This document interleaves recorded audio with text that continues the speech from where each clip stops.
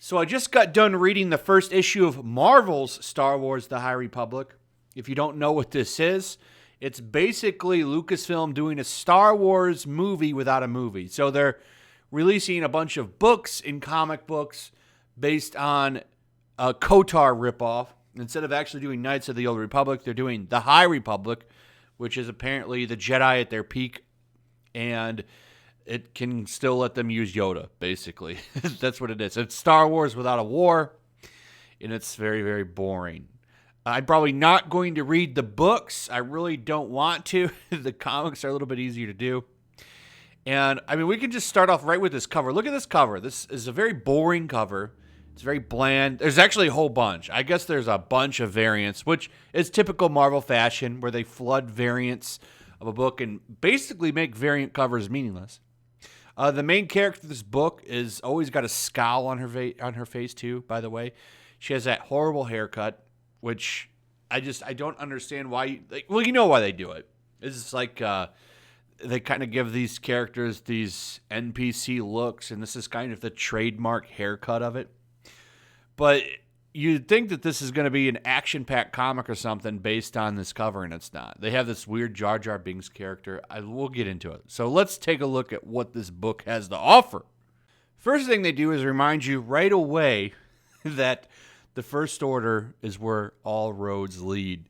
I like to have that Mandalorian right there at the New Republic spot. Yeah, this kind of happened. So anyway, what's going on here? We have the opening crawl. The galaxy is at peace, ruled by the glorious Republic and protected by the noble and wise Jedi Knights. As a symbol of all that is good, the Republic is about to launch Starlight Beacon into the far reaches of the Outer Rim. This new space station will serve as a ray of hope for all to see. But just as a magnificent renaissance spreads throughout the Republic, so does a frightening new adversary, who we never meet, by the way. We never meet the frightening new adversary. Never teased, never shown. The entire plot of the first issue to get you hooked is the very boring Padawan character with half of her head shaved with a scowl on her face the whole time. This is a terrible first issue. It's really bad. So let's go into it a little bit more. So as the story begins, we're introduced to Angry Padawan and Lizard Jedi, who apparently was not gifted with any regeneration abilities because he has one arm. As they're quick to tell you right away, you learn he has one arm. So we have disabled veteran Jedi who has never been in a war, but still went through a battle and lost his arm. Then we have the annoying Jar Jar bug people, and of course the angry Padawan who has the famous NPC cut. She's angry this whole issue, but she's a beacon of hope. She's a warrior of the light, but she's always angry. But she's the kindest soul. Very well written book here with very likable characters. Basically, the plot is she's trying to get her Jedi. She's trying to go through trials. That's why she's here. She's going to go through a trial so she can become a Jedi Knight. And she's always angry the entire time, even when she's saving the bug people. Like even right here, while she's hanging from this tree, she's very angry. Very angry. The entire time she's angry the whole book. And then she cries at the end. It's a strange story. I got to tell you right away, like this book does not make me interested in reading book 2 at all. Not going to read it. Not going to buy it. But I just wanted to point that out. Like the entire time, she's got this scowl face. How do you get me to like this character? Nothing about this character has me invested. I'm not invested in this character. I don't care about this character. I think she sucks. She's boring. Like, why don't you make her likable? You know, and this could go for any character. As soon as you introduce me to this character, she's just mad all the time. But she's a Jedi. I thought they were supposed to not have, like, anger all the time. Are you trying to do Anakin Skywalker over again? Is this supposed to be POC Anakin or something? Is that where this is going?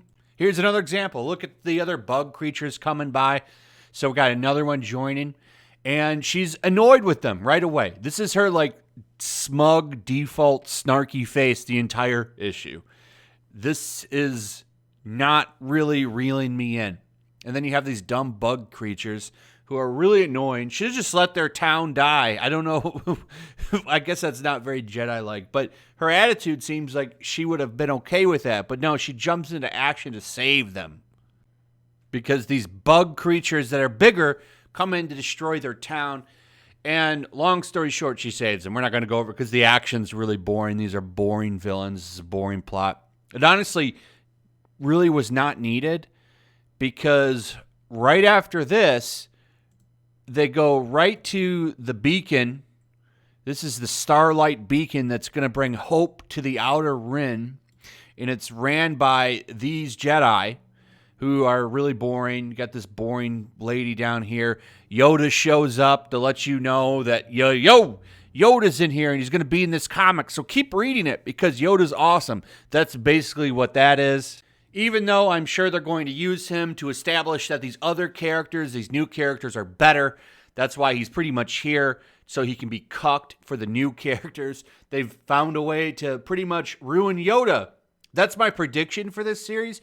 Because remember, he's in it, but he's not really going to be the main character. They want to show you Yoda in his prime. That's not going to happen. The reason Yoda's in this High Republic stuff is so that they can cuck him to make other characters better. That's exactly what's going to happen in this series. Anyone that doesn't think that is a fool. That's what Disney's been doing since they've taken over the series. They've been doing nothing but putting original characters down to make their new characters better. And that's exactly what's going to happen. The only time that doesn't happen is in The Mandalorian. In The Mandalorian, they respect old characters, but not in the other stuff, which is, that gives way to that theory that there's two factions and stuff. I don't know how much I believe that, but it is pretty obvious that there's something weird going on with Lucasfilm. So let's go back to Angry Padawan, who's fighting to save the Jar Jar bug people. And she automatically connects with the Force, has this big Force, whatever this is. Maybe it's a new power specifically just for her because she's, the character that's the bestest ever. She connects with the Force, saves the town with a bunch of really boring action scenes. Her master, disabled lizard Jedi, recognizes that she didn't do what he wanted her to do. She saved the Jar Jar bug people. Disabled Jedi takes her back to the rest of them.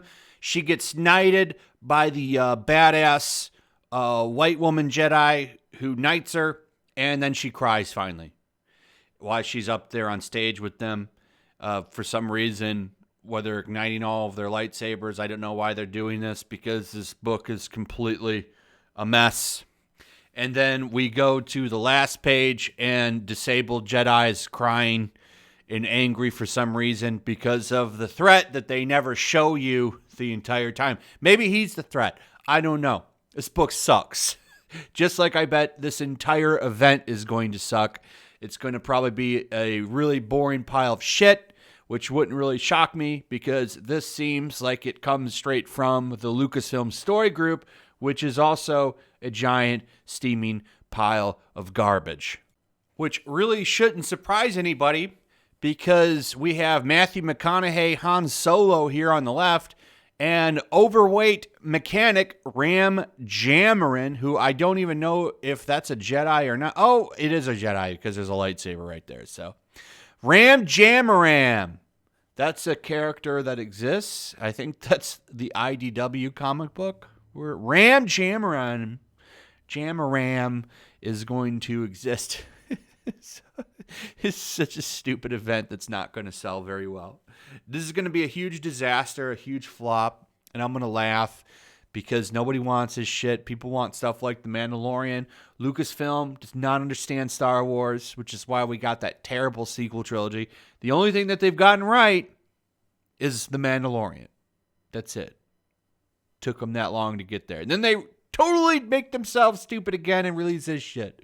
This is going to be a big disaster. An overweight Jedi who's also good at fixing spaceships, I'm going to guess. Probably can do everything because everybody is amazing and awesome in this world. This guy, the metrosexual Jedi starfighter, whatever this is, I don't know. They describe this guy as Matthew McConaughey in a spaceship, though. I already seen Interstellar, and it's much better than this. So anyway, first issue of the High Republic is terrible.